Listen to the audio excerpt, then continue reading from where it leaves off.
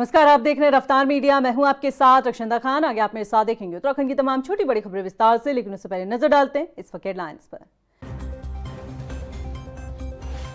राजधानी देहरादून में हुई बीजेपी की हाई लेवल बैठक। गढ़वाल संभाग के पदाधिकारियों के साथ सीएम धामी ने किया मंथन, दिया बूथ जीतने का मूल मंत्र।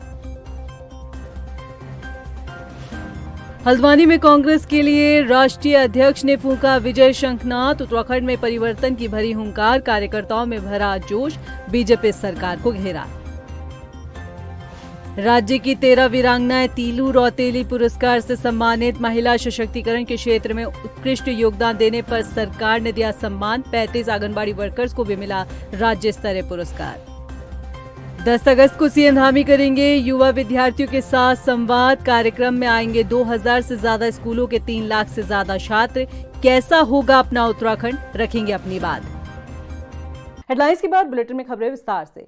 शनिवार को राजधानी देहरादून में बीजेपी ने संवाद कार्यक्रम का आयोजन किया, जिसमें मुख्यमंत्री पुष्कर सिंह धामी, बीजेपी प्रदेश अध्यक्ष महेंद्र भट्ट और बीजेपी प्रदेश महामंत्री के साथ ही गढ़वाल संभाग के सभी जिलाध्यक्ष और मंडल अध्यक्ष मौजूद रहे। कार्यक्रम में सभी मंडल और जिला अध्यक्षों से चुनाव को लेकर चर्चा की गई। पार्टी को बूथ लेवल पर मजबूत करने के लिए मूल मंत्र दिया गया।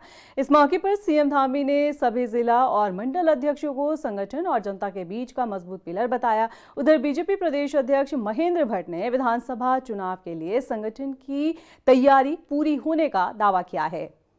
ये हमारे जो मंडलों के अध्यक्ष हैं, जिलों के अध्यक्ष हैं, ये बहुत महत्वपूर्ण हमारे संगठन के कड़ी के रूप में काम करते हैं, जो सरकार की और संगठन की चीज़ों को आम जन तक ले जाने का काम करते हैं, सरकार की योजनाओं को पहुंचाते हैं, वहाँ का पूरा फीडबैक देते हैं, कहाँ पर किस प्रकार की आवश्यकता है, और बूथ और पन्ना प्रमुख तक इनके माध्यम से एक्टिवेशन होता है। तो समय समय पर इस प्रकार की हमारी बैठकें होती रहती हैं और सभी कार्यकर्ताओं ने लगातार, क्योंकि हमारे कार्यक्रम बहुत सारे कार्यक्रम होते हैं वर्ष भर, कार्यक्रम लगातार उनकी सजगता रहती है, तो इस प्रकार बैठकर हम लोग संवाद करते हैं। आज उसी संवाद का कार्यक्रम पार्टी के गढ़वाल मंडल के सभी मंडल अध्यक्ष जिला के साथ हमारा संवाद कार्यक्रम, बैठक का कार्यक्रम है। पार्टी ने अक्टूबर तक के कार्यक्रम निश्चित किए हुए हैं। वो कार्यक्रम ठीक प्रकार से मंडलों में हो जाएं। उन कार्यक्रमों का क्या स्वरूप होगा, किस प्रकार की रचना होगी, उस समय सारी चर्चा आज की बैठक में करेंगे। माननीय मुख्यमंत्री जी बैठक में रहने वाले हैं और मैं कह सकता हूँ मुख्यमंत्री के मार्गदर्शन में ये बैठक कार्यकर्ताओं के अंदर उत्साह का प्रभाव करेगी। उत्तराखंड में 8 अगस्त का दिन राजनीति के लिहाज से सुपर सैटरडे रहा, जहां राजधानी देहरादून में बीजेपी ने गढ़वाल मंडल की बैठक को बुलाया, तो वहीं कुमाऊं में कांग्रेस के राष्ट्रीय अध्यक्ष मल्लिकार्जुन खड़गे ने उत्तराखंड कांग्रेस के लिए 27 का चुनावी बिगुल फूंका। उन्होंने कांग्रेस के विजय शंखनाद में आई हजारों की भीड़ को संबोधित करते हुए बीजेपी और आरएसएस को घेरा। मल्लिकार्जुन खड़गे ने बीजेपी सरकार पर आरोप लगाते हुए कहा कि सरकार पूरी तरह से भ्रष्टाचार में लिप्त है, युवाओं के भविष्य के साथ खिलवाड़ किया जा रहा है। उन्होंने अग्निवीर, पेपर लीक, अंकिता हत्याकांड जैसे मुद्दों पर भी सरकार से जवाब मांगा।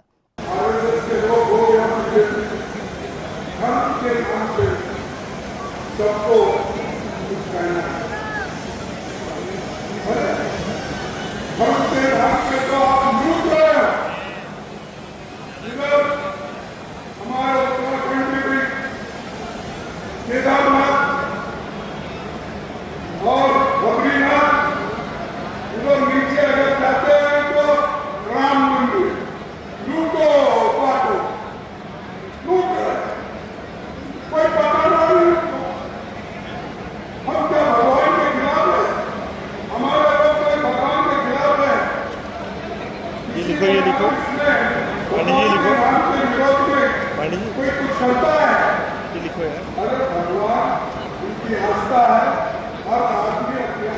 उत्तराखंड की सियासत में आज हाई वोल्टेज ड्रामा उस वक्त देखने को मिला जब मल्लिकार्जुन खड़गे के हल्द्वानी कार्यक्रम में आने वाले लोगों की गाड़ी को पुलिस प्रशासन ने रोकना शुरू किया। पुलिस की इस कार्रवाई पर कांग्रेस नेताओं का पारा हाई हो गया और गणेश गोदियाल अपनी पूरी टीम के साथ एसएसपी ऑफिस आ धमके। कांग्रेस का ये एग्रेसिव मूड देखकर पुलिस वालों के भी हाथ पांव फूल गए। ये रिपोर्ट देखिए।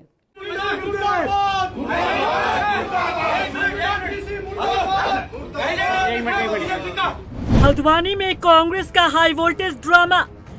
खड़गे के कार्यक्रम से पहले कांग्रेसियों का धरना। कांग्रेस नेताओं ने एसएसपी ऑफिस में किया जमकर हंगामा।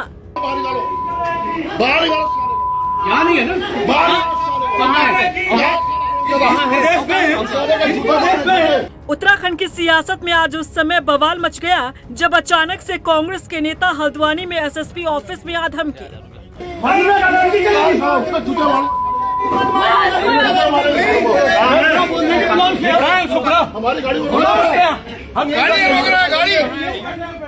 कांग्रेस अध्यक्ष मल्लिकार्जुन खड़गे के कार्यक्रम में शामिल हो रहे लोगों को जब पुलिस ने रोकना शुरू किया तो कांग्रेसियों का पारा हाई हो गया। कांग्रेस प्रदेश अध्यक्ष गणेश गोदियाल ने आओ देखा न ताव अपनी टीम को लेकर एसएसपी ऑफिस आ धमके और यहां जमकर हंगामा काटा।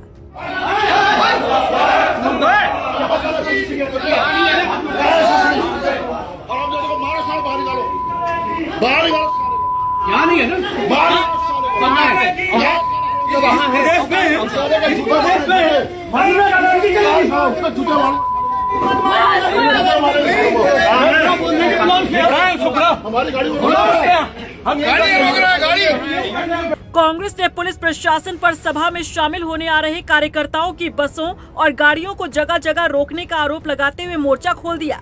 विरोध में कांग्रेस प्रदेश अध्यक्ष गणेश गोदियाल, नेता प्रतिपक्ष यशपाल आर्य और विधायक सुमित हृदयेश समेत पार्टी के कई नेता एसएसपी कार्यालय पहुंचे और धरने पर बैठ गए। इतना ही नहीं, पुलिस की कार्यप्रणाली से कांग्रेस इस कदर आग बबूला हो गई कि कांग्रेसियों का अपने शब्दों पर भी कोई कंट्रोल न रहा।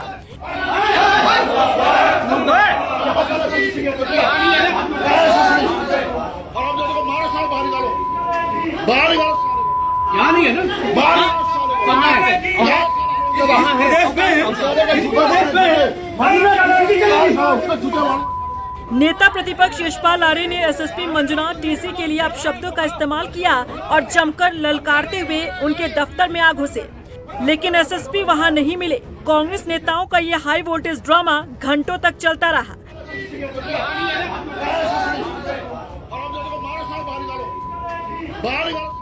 जिस तरीके का भीड़ आई, जिस तरीके से इन्होंने कोशिशें करी हमारी बसों को रोकने का, इन्होंने हमको बोला कि हम लोग केवल देख रहे हैं कि बसों में कोई अराजक तत्व तो नहीं है। बसों में लोगों की गिनती करने का काम अगर आज पुलिस प्रशासन कर रहा था तो कहीं ना कहीं ये खौफ खाए हुए हैं, इनको डर लग रहा है। जैसे छात्रों की गूंज में इन्होंने हमारे जो leader of opposition Rahul Gandhi ji, उनकी जो कार्यक्रम की परमिशन रोकने की कोशिश करी, उसके बाद दुगना जनसैलाब आया। वो वैसे आज देखा गया कि भारी भीड़ आई और लोगों में बहुत उत्साह था। बता दें कि आज हल्द्वानी में कांग्रेस के राष्ट्रीय अध्यक्ष मल्लिकार्जुन खड़गे का कार्यक्रम था, जिसमें शामिल होने के लिए बड़ी संख्या में लोग पहुंच रहे थे।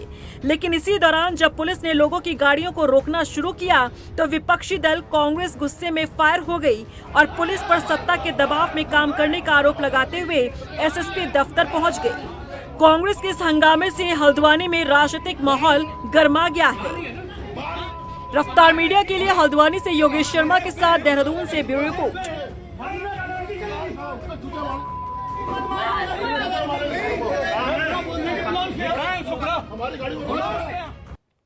27 विधानसभा चुनाव की तैयारी में कांग्रेस जुट चुकी है, लेकिन सवाल है कि क्या टिकट के लिए पार्टी को जिताऊ उम्मीदवार मिल भी पाएंगे या नहीं, क्योंकि पार्टी के जो अपने थे वो बेगाने हो चुके हैं। 2022 में कांग्रेस ने जिन चेहरों को चुनावी मैदान में उतारा था उनमें से अधिकतर बीजेपी में शामिल हो चुके हैं। ऐसे में 20 सीटें हैं जहां आगामी चुनाव से पहले कांग्रेस ब्लैंक नजर आ रही है। इन सीटों पर जिताऊ कैंडिडेट तलाशना कांग्रेस के लिए बड़ी चुनौती होगा। ये रिपोर्ट देखिए।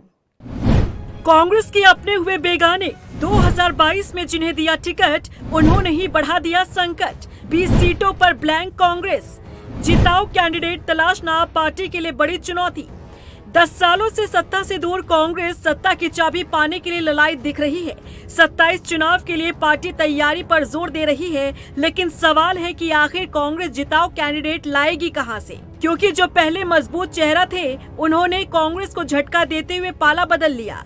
2022 विधानसभा चुनाव में जिन उम्मीदवारों को कांग्रेस ने टिकट दिया था उनमें से अब कई बेगाने हो चुके हैं। प्रदेश की 20 ऐसी सीटें हैं जहां कांग्रेस राजनीतिक रूप से ब्लैंक दिख रही है, यानी इन 20 सीटों पर कांग्रेस के पास कोई मजबूत चेहरा ही नहीं है। इन सीटों पर पार्टी को नए चेहरे तलाशने होंगे, जबकि कई जगह बीजेपी में शामिल हो चुके वो नेता अब संभावित दावेदार बन चुके हैं। उत्तराखंड की 70 विधानसभा सीटों में से लगभग 20 ऐसी सीटें हैं जहां 2022 में कांग्रेस के अधिकृत प्रत्याशी अब पार्टी का हिस्सा नहीं है। इनमें अधिकांश नेता भारतीय जनता पार्टी में शामिल हो चुके हैं। ऐसे में कांग्रेस के सामने केवल नए उम्मीदवार चुनने की चुनौती नहीं है, बल्कि उन सीटों पर संगठन को दोबारा खड़ा करने की भी बड़ी जिम्मेदारी है, जहां पार्टी के पुराने चेहरे ही उसकी पहचान हुआ करते थे। सबसे ज्यादा असर उत्तरकाशी जिले में देखने को मिला है। जिले की तीनों विधानसभा सीटों पर कांग्रेस के 2022 के उम्मीदवार अब बीजेपी का दामन थाम चुके हैं। पुरोला से चुनाव लड़ने वाले मालचंद, यमुनोत्री से दीपक बिजलवाण, गंगोत्री से विजयपाल सजवाण अब कांग्रेस में नहीं है। इसका मतलब ये है कि पूरे जिले में कांग्रेस को नए सिरे से नेतृत्व तैयार करना होगा।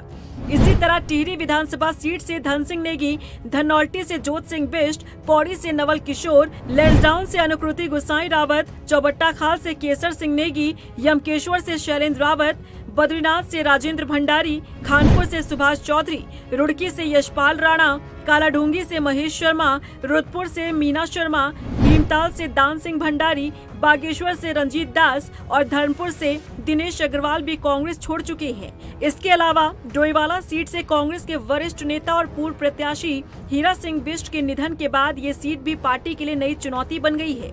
इन सीटों पर कांग्रेस को अब सेकेंड लाइन नेतृत्व पर भरोसा करना पड़ेगा। पार्टी नए चेहरों को आगे लाकर संगठन को मजबूत करने की रणनीति पर काम कर रही है। हालांकि सबसे बड़ा सवाल ये है कि क्या नए उम्मीदवार उन बीजेपी नेताओं के सामने प्रभावी मुकाबला कर पाएंगे जो पहले कांग्रेस के टिकट पर चुनाव लड़ चुके हैं और अपने अपने क्षेत्रों में मजबूत जनाधार रखते हैं। हालांकि इस पूरे घटनाक्रम का दूसरा पहलू बीजेपी से भी जुड़ा है। कांग्रेस छोड़कर आए नेताओं की बड़ी संख्या बीजेपी के लिए भी नई राजनीतिक चुनौती खड़ी कर सकती है। जिन सीटों पर पहले से बीजेपी के मजबूत दावेदार मौजूद हैं, वहां कांग्रेस से आए नेताओं की दावेदारी टिकट वितरण के समय असंतोष और अंदरूनी खींचतान का कारण बन सकती है। ऐसे में बीजेपी के सामने भी ये चुनौती होगी कि वो पुराने कार्यकर्ताओं और नए शामिल नेताओं के बीच संतुलन कैसे बनाए। फिलहाल इतना तय है कि उत्तराखंड की राजनीति में दल बदल का असर अब केवल नेताओं तक सीमित नहीं रह गया है, बल्कि इसका सीधा असर चुनावी गणित पर भी दिखाई देने लगा है। कांग्रेस को जिन चेहरों पर कभी सबसे ज्यादा भरोसा हुआ करता था, वही आज दूसरी पार्टी में है। ऐसे में 2027 का चुनाव कांग्रेस के लिए केवल सत्ता में वापसी की लड़ाई नहीं होगा, बल्कि उन विधानसभा सीटों पर अपनी राजनीतिक जमीन दोबारा तैयार करने की परीक्षा भी होगी। अब देखना होगा कि कांग्रेस की सेकेंड लाइन लीडरशिप क्या कमाल दिखाती है। रफ्तार मीडिया के लिए देहरादून से ब्यूरो रिपोर्ट। राज्य सरकार ने इस साल 13 महिलाओं को तीलू रौतेली राज्य स्त्री शक्ति पुरस्कार से सम्मानित किया है। ये सम्मान समाज, शिक्षा, खेल, पर्यावरण संरक्षण और महिला सशक्तिकरण के क्षेत्र में उत्कृष्ट योगदान करने वाली वीरांगनाओं को दिया गया है। इसके अलावा 35 आंगनबाड़ी वर्कर्स को भी राज्य स्तरीय पुरस्कार से नवाजा गया है। मुख्यमंत्री पुष्कर सिंह धामी 10 अगस्त को युवा अभ्यर्थियों के साथ संवाद करेंगे। इस कार्यक्रम में 2800 से ज्यादा विद्यालयों के बता दें कि क्लास 11th और 12th के छात्र शामिल होंगे। अभी तक कहा जा रहा है कि करीब 3 लाख से ज्यादा छात्र छात्राएं संवाद कार्यक्रम का हिस्सा बनेंगे। इस कार्यक्रम में सीएम धामी कैसा हो अपना उत्तराखंड पर नई पीढ़ी बताए अगले 5 सालों के विजन पर राय लेंगे। देहरादून में पुल का अप्रोच रोड धंसने के मामले में धामी सरकार ने बड़ा एक्शन लिया है। जांच रिपोर्ट के आधार पर सरकार ने 3 लापरवाह अधिकारियों को निलंबित कर दिया है। धामी सरकार ने इस कार्रवाई के साथ फिर बड़ा संदेश दिया है कि अधिकारियों की लापरवाही बर्दाश्त नहीं की जाएगी। ये रिपोर्ट देखिए। लापरवाह अधिकारियों पर धामी सरकार का एक्शन। सरकार ने 3 अधिकारियों को किया सस्पेंड। अप्रोच रोड धंसने के मामले में बड़ी कार्रवाई। देहरादून के प्रेमनगर नंदा की चौकी के पास नेशनल हाईवे पर बने पुल की अप्रोच रोड उद्घाटन के महज 16 दिन बाद धंसने के मामले में धामी सरकार ने बड़ा एक्शन लिया है। इस मामले में जांच रिपोर्ट के आधार पर शासन ने 3 अधिकारियों को सस्पेंड कर दिया। पीडब्ल्यूडी के 3 इंजीनियर्स को तत्काल प्रभाव से निलंबित कर दिया है। शुरुआती जांच में डिजाइन और तकनीकी निगरानी में गंभीर लापरवाही सामने आने के बाद सरकार ने ये बड़ी कार्रवाई की है। जांच रिपोर्ट में तकनीकी स्तर पर गंभीर खामियां और अधिकारियों की लापरवाही सामने आने के बाद पीडब्ल्यूडी के अधिशासी अभियंता राजेश कुमार, सहायता अभियंता अमित त्यागी और कनिष्ठ अभियंता नवीन गैरोला को तत्काल प्रभाव से निलंबित कर दिया है। भ्रष्टाचार मुक्त, जीरो टॉलरेंस, और कहीं पर भी किसी पर भी कोई भी मामला बनता है, कोई अनियमितता का मामला आता है, कोई लापरवाही का मामला आता है, सरकारी काम जो किया जाना चाहिए और नहीं किया गया है, जनता का काम नहीं किया गया है, तो उस पर कार्रवाई होती ही है हमेशा, और इस पर भी होती है। बता दें कि देहरादून में प्रेम नगर इलाके में नंदा की चौकी पुल का अप्रोच मार्ग हाल ही में धंस गया था। भारी बारिश के चलते अप्रोच मार्ग में बड़ा गड्ढा हो गया था और आवागमन प्रभावित हुआ था। यह हादसा पुल के खोले जाने के महज 16 दिन के बाद ही हो गया। ऐसे में 16 करोड़ की लागत से बने पुल की गुणवत्ता सवालों के घेरे में आ गई थी। इस हादसे के बाद विभागीय स्तर पर एक जांच के आदेश दिए गए थे और 3 दिनों में रिपोर्ट मांगी गई थी। शुक्रवार शाम को इस रिपोर्ट के आधार पर कार्रवाई करते हुए शासन ने 3 अभियंताओं को निलंबित कर दिया है। पुल का अप्रोच मार्ग धंसने के मामले में कई स्तरों पर लापरवाही सामने आई है। रिपोर्ट के मुताबिक पुल के डिजाइन कंसल्टेंट ने भी अपने स्तर से लापरवाही बरती और नदी का मार्ग बदलने का अध्ययन किए बिना ही डिजाइन दे दिया। इसके साथ ही नदी के घुमावदार स्वभाव का भी ध्यान नहीं रखा गया, नदी के ढलान का भी अध्ययन नहीं किया गया। रिपोर्ट बताती है कि डिजाइन की इन्हीं खामियों के चलते नदी का पूरा बहाव पुल के एक ही हिस्से की तरफ केंद्रित हो गया।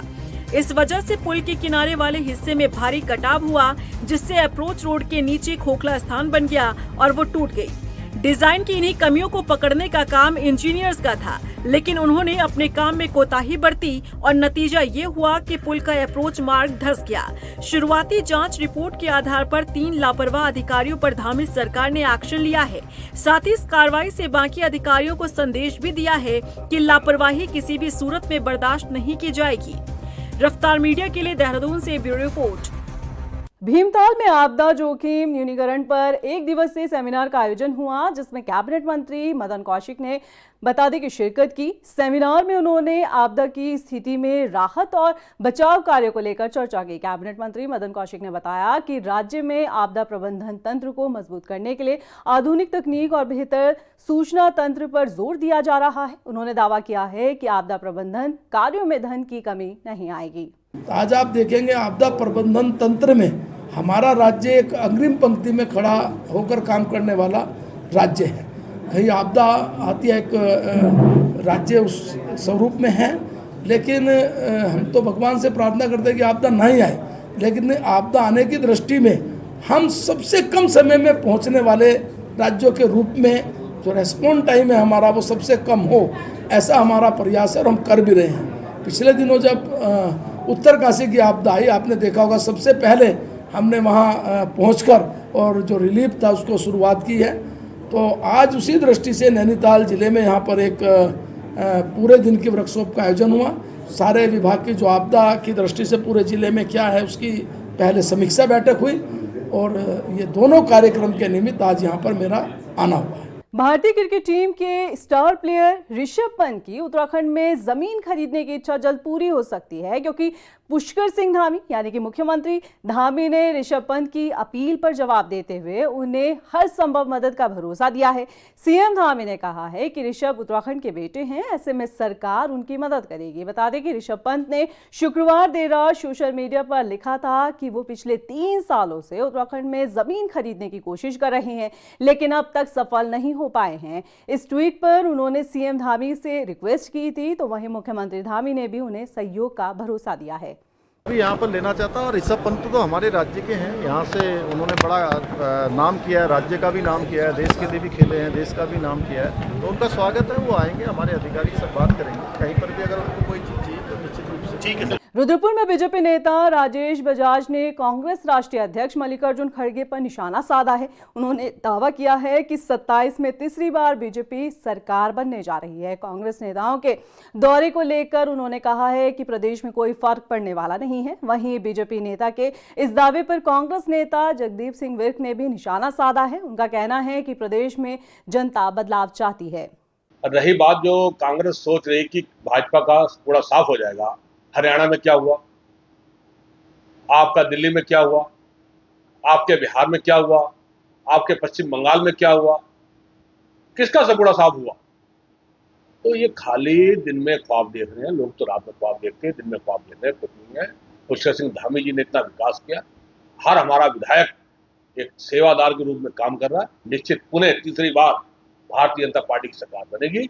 बिल्कुल, राहुल गांधी जी का छात्रों की गूंज प्रोग्राम था, उसमें सिर्फ छात्र आमंत्रित थे, छात्र लोग गए थे, उनकी समस्याएं सुनी गई और उनको समस्याओं के हल के लिए उनसे राहुल गांधी जी ने जो वार्ता की वो बच्चों के भविष्य के लिए थी। और जो ये जनसभा हो रही है इसमें आम नागरिक, आम लोग और युवा सभी प्रतिभाग कर रहे हैं, तो ये जनसभा एक ऐतिहासिक जनसभा। बीजेपी प्रदेश अध्यक्ष महेंद्र भट्ट ने 5 साल का कार्यकाल पूरा करने का दावा किया है। दरअसल काफी वक्त से सोशल मीडिया पर बीजेपी प्रदेश अध्यक्ष महेंद्र भट्ट के बदले जाने की चर्चा चल रही थी, जिस पर महेंद्र भट्ट ने विराम लगाते हुए कहा है कि वो अपना 5 साल का कार्यकाल पूरा करेंगे। देखिए, जिस भी सोशल मीडिया में समाचार चल रहा है वो सोशल मीडिया का समाचार लगातार चलता रहे, मैं अपना कार्यकाल पूर्ण करूंगा। उत्तराखंड में एक बार फिर से उपनल कर्मियों ने मोर्चा खोलने की तैयारी कर दी है। बता दें कि समान कार्य के लिए समान वेतन की मांग को लेकर उपनल कर्मचारी एक बार फिर से प्रदर्शन की राह पकड़ने वाले हैं, क्योंकि पेंच अब 10 साल से कम सेवा वाले कर्मचारियों को लेकर फंस रहा है। ये रिपोर्ट देखिए। उपनल कर्मचारी फिर करेंगे प्रदर्शन, सत्ता पक्ष के खिलाफ खोलेंगे मोर्चा, कर्मचारियों की मांग अब भी नहीं हुई पूरी, 10 साल से कम सेवा वाले कर्मचारियों को नहीं मिला लाभ। उत्तराखंड में एक बार फिर उपनल कर्मचारियों ने मोर्चा खोलने की तैयारी कर ली है। समान कार्य के लिए समान वेतन की मांग को लेकर उपनल कर्मचारी एक बार फिर प्रदर्शन की राह पकड़ने वाले हैं, क्योंकि पेंच अब 10 साल से कम सेवा वाले कर्मचारियों के लिए फंस रहा है। दरअसल 2015 के बाद सेवा में आए उपनल कर्मचारियों का कहना है कि 10 साल से अधिक समय से सेवा पूरी करने वाले कर्मचारियों को समान कार्य समान वेतन का लाभ देने की प्रक्रिया लगभग पूरी हो चुकी है, लेकिन 10 साल से कम सेवा वाले कर्मचारी अब भी इस लाभ से वंचित हैं। उपनल कर्मचारियों का कहना है कि सुप्रीम कोर्ट और हाई कोर्ट के फैसलों में समान कार्य के लिए समान वेतन दिए जाने की बात साफ की गई है। ऐसे में उनका सवाल है कि जब कर्मचारी एक ही तरह का काम कर रहे हैं तो वेतन में अंतर क्यों रखा जा रहा है। भाई ये कर्मचारी इतने वर्षों से अपनी तपस्या कर रहा है, मैं तपस्या ही बोलूँगा उसको, तो धामी जी ने खुद कहा था कि ये आज अब ये लड़ाई खत्म हो चुकी है, प्रत्येक कर्मचारी को समान वेतन दिया जाएगा और नियमितीकरण के लिए एक ठोस रणनीति बनाई जाएगी, जो कि मुझे नहीं लगता है कि सरकार की तरफ से कोई नियमितीकरण के लिए कोई पहल की जा रही है, बल्कि सरकार उल्टा हाई कोर्ट, सुप्रीम कोर्ट में हमारे साथ लड़ने को तैयार हो रही है। यहाँ तक कि जो सबसे बड़े वकील हैं तुषार मेहता जी को हमारे खिलाफ खड़ा कर दिया गया है नैनीताल हाई कोर्ट में। तो बताइए, इससे सरकार की मंशा जाहिर हो रही है कि सरकार हम लोगों का रेगुलाइजेशन तो बहुत दूर की बात है, बट वो हमें समान वेतन ही नहीं देना चाह रही है। उपनल कर्मचारियों का कहना है कि जल्द ही उनकी मांग पर संज्ञान नहीं लिया गया तो आगे आने वाले समय में वो आंदोलन करने के लिए मजबूर हो जाएंगे। समान वेतन अगर समस्त उपनल कर्मचारियों को नहीं दिया जाता है तो आगे भी हमारी इस पे लगातार वार्ता चल रही है। कर्मचारियों की आंदोलन पे भी हमारी सहमति बन रही है और इस बार जो हमने सोचा हुआ है इसमें हम किसी भी पदाधिकारी, कोई भी पदाधिकारी इस आंदोलन को नेतृत्व नहीं करेगा। अगर आंदोलन हम करते हैं तो कर्मचारी बिना नेतृत्व के आंदोलन में उतर। फिलहाल उपनल कर्मचारियों ने सरकार के सामने अपनी मांग रख दी है। अब उनकी नजर सरकार और शासन की अगली कार्रवाई पर है, क्योंकि मांग पूरी न होने पर आने वाले समय में उपनल कर्मचारी एक बार फिर आंदोलन की बात कर रहे हैं। रफ्तार मीडिया के लिए देहरादून से सुशांत सिंह की रिपोर्ट। अब बात एसआईआर की। शनिवार को मुख्य निर्वाचन अधिकारी BVRC पुरुषोत्तम ने गढ़वाल और कुमाऊं मंडल आयुक्तों के साथ ही सभी जिलों के जिलाधिकारियों के साथ वर्चुअल माध्यम से बैठक की। इस बैठक में उन्होंने एसआईआर अभियान के कार्यों की समीक्षा की। बैठक में उन्होंने अधिकारियों को निर्देश दिए कि जिन स्थानों पर बारिश के कारण आवाजाही प्रभावित है उन स्थानों पर विसंगति मामले में BLO डॉक्यूमेंट प्राप्त कर अपने स्तर से रिपोर्ट लगाकर कार्यवाही करे। इसके अलावा अनमैप्ड मतदाताओं की सुनवाई के लिए भी कार्यवाही को सुनिश्चित किया जाए। रुड़की के झबरेड़ा विधानसभा क्षेत्र में फॉर्म 7 को लेकर दर्ज की गई आपत्तियों पर कांग्रेस विधायक वीरेंद्र जाती ने सवाल उठाया है। उन्होंने आरोप लगाया है कि पात्र मतदाताओं के नामों को काटा जा रहा है। ऐसे में कांग्रेस विधायक ने जांच की मांग की है। हालांकि बीजेपी नेता जितेंद्र कुमार ने इन आरोपों को निराधार बताया। उन्होंने बताया कि निर्वाचन आयोग निष्पक्ष होकर काम कर रहा है। आज भारतीय जनता पार्टी के कुछ लोग वो फार्म यहाँ से BLO से वापस लेने आए हमने उन्हें कहा, हमारे जो यहाँ साथी हैं, हमारे BLA हैं, BLA 1 हैं, उन्होंने कहा कि भाई अब इन फार्मों पर सुनवाई होगी और जो फार्मों में प्रावधान है उसमें एक और हमें लिखा हुआ है, अगर आप किसी के खिलाफ गलत आपत्ति दर्ज करवाते हो और वो सही पाई जाती है तो उसमें 1 साल की सजा और जुर्माने का प्रावधान है। तो हमारे लीगल साथी, हमारे वकील साहब जो कांग्रेस पार्टी की तरफ से अपॉइंट हैं, राव बिलावर जी, वो भी हमारे साथ हैं। तो हम लोग उन्हें कोर्ट में भी खींचेंगे और मैं विश्वास दिलाना चाहता हूं सालियर के या समस्त हमारे जितने भी वोटर्स हैं, लोकतंत्र की हम रक्षा करने वाले लोग हैं। रुड़की में कांग्रेस ओबीसी विंग के प्रदेश अध्यक्ष गौरव चौधरी ने उत्तराखंड सरकार पर युवाओं, कांवड़ यात्रियों और लोकतांत्रिक अधिकारों की अनदेखी का आरोप लगाया है। उन्होंने कांवड़ यात्रा की व्यवस्थाओं और युवाओं से जुड़े मुद्दों को लेकर सरकार को घेरा। उन्होंने कहा कि 27 के विधानसभा चुनाव में प्रदेश में युवा बीजेपी को जंतर मंतर पर छात्र आंदोलन के दौरान हुई बर्बरता का जवाब देंगे। देखिए, निश्चित रूप से जो कार्यकर्ता है उसका मनोबल बहुत बढ़ा हुआ है और आपने भी देखा होगा कि कितने भ्रष्टाचार जंतर मंतर पे एक आम बच्चों के साथ क्या क्या हुआ, लाठीचार्ज हुआ। कहीं ना कहीं जो जनमत है वो बदलाव की ओर है और आने वाले भविष्य में निश्चित रूप से कांग्रेस आप फिर परचम लहराता होता दिखाई देंगे।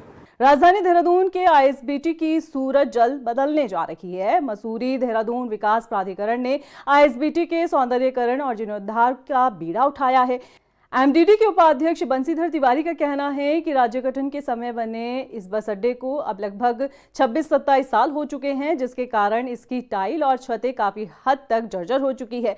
ऐसे में जल्द निर्माण कार्य को शुरू किया जाएगा। उन्होंने कहा है कि ISBT देहरादून का प्रवेश द्वार है, जहां पर व्यवस्थाओं को दुरुस्त करना MDD की जिम्मेदारी है। बता दें कि MDD ISBT के पास पार्क बनाने की भी योजना तैयार कर रहा है। नहीं, देखिए, वो बहुत पहले बना था और लगभग उसको बने हुए 26-27 साल हो गए हैं। राज्य गठन के समय ही बना था, तो वहाँ पर काफ़ी टाइल्स है या उसकी छत है वो सब खराब हो गई थी। चूँकि ISBT एक महत्वपूर्ण स्थान है जहाँ पर सभी लोग आते हैं पूरे देश से, जगह जगह से, तो उसको हम लोग ठीक करने का काम कर रहे हैं, उसके सौंदर्यीकरण का। और जो वहाँ पर टॉयलेट्स हैं, जो सीवर है, उसको भी ठीक करने का, साथ ही साथ हम लोग एक नए पार्क का निर्माण भी वहाँ कर रहे हैं। राजधानी देहरादून स्थित राष्ट्रीय दृष्टि दिव्यांगजन सशक्तिकरण संस्थान में पिछले 4 दिनों से छात्र छात्राएं अपनी विभिन्न मांगों को लेकर प्रदर्शन कर रहे हैं। छात्रों का आरोप है कि संस्थान में स्थायी निर्देशक न होने के कारण उनकी समस्याओं का समाधान नहीं हो पा रहा है। छात्रों ने बताया है कि डिस्पेंसरी में उनके साथ कथित दुर्व्यवहार किया जाता है। इसके अलावा छात्रों ने हॉस्टल में मिलने वाले खाने की गुणवत्ता और किताबों के दाम बढ़ाने पर भी नाराजगी जाहिर की है। हम NIPUD के स्टूडेंट्स हैं। जैसा कि आपको पता है कि हमारी स्ट्राइक चल रही है, आज 5वां दिन है, तो हमारी बहुत सारी डिमांड्स हैं, जैसे कि स्कॉलरशिप। अब स्कॉलरशिप का ये है कि पहले स्कॉलरशिप 12th पास आउट होने के बाद हर बच्चे को मिलती थी 5 साल तक। अब पिछले 2 या 3 सालों से वो स्कॉलरशिप बंद कर दी गई है मिनिस्ट्री द्वारा, और उनका ये कहना है कि बच्चों को NSP मिल रही है। अब NSP में हर स्टेट के अलग अलग फंड्स होते हैं जिससे वो लोग स्कॉलरशिप देते हैं कहीं ना कहीं, तो वो चीज़ें कहीं ना कहीं वर्क नहीं कर रही हैं और हर कोई बच्चा इसके लिए एलिजिबल भी नहीं है। तो हमें ये स्कॉलरशिप मिले, क्योंकि आजकल जैसे अगर कोई बच्चा बाहर पढ़ने जाता है अंडर ग्रेजुएशन कोर्सेज़ के लिए, तो वहाँ पर कॉलेजेस की फ़ीस, और आजकल कॉलेजेस में हॉस्टल भी रिड्यूस हो रहे हैं, तो PG वगैरह का जो खर्चा है वो बहुत होता है। फिलहाल के लिए इस बुलेटिन में इतना ही। मुझे दीजिए इजाजत, लेकिन चलते चलते नजर डालते हैं इस वक्त की हेडलाइंस पर। नमस्कार। राजधानी देहरादून में हुई बीजेपी की हाई लेवल बैठक। गढ़वाल संभाग के पदाधिकारियों के साथ CM धामी ने किया मंथन, दिया बूथ जीतने का मूल मंत्र। हल्द्वानी में कांग्रेस के लिए राष्ट्रीय अध्यक्ष ने फूंका विजय शंखनाद। उत्तराखंड में परिवर्तन की भरी हुंकार, कार्यकर्ताओं में भरा जोश, बीजेपी सरकार को घेरा। राज्य की 13 वीरांगनाएं तीलू रौतेली पुरस्कार से सम्मानित। महिला सशक्तिकरण के क्षेत्र में उत्कृष्ट योगदान देने पर सरकार ने दिया सम्मान। 35 आंगनबाड़ी वर्कर्स को भी मिला राज्य स्तरीय पुरस्कार। 10 अगस्त को सीएम धामी करेंगे युवा विद्यार्थियों के साथ संवाद। कार्यक्रम में आएंगे 2000 से ज्यादा स्कूलों के 3 लाख से ज्यादा छात्र। कैसा होगा अपना उत्तराखंड, रखेंगे अपनी बात।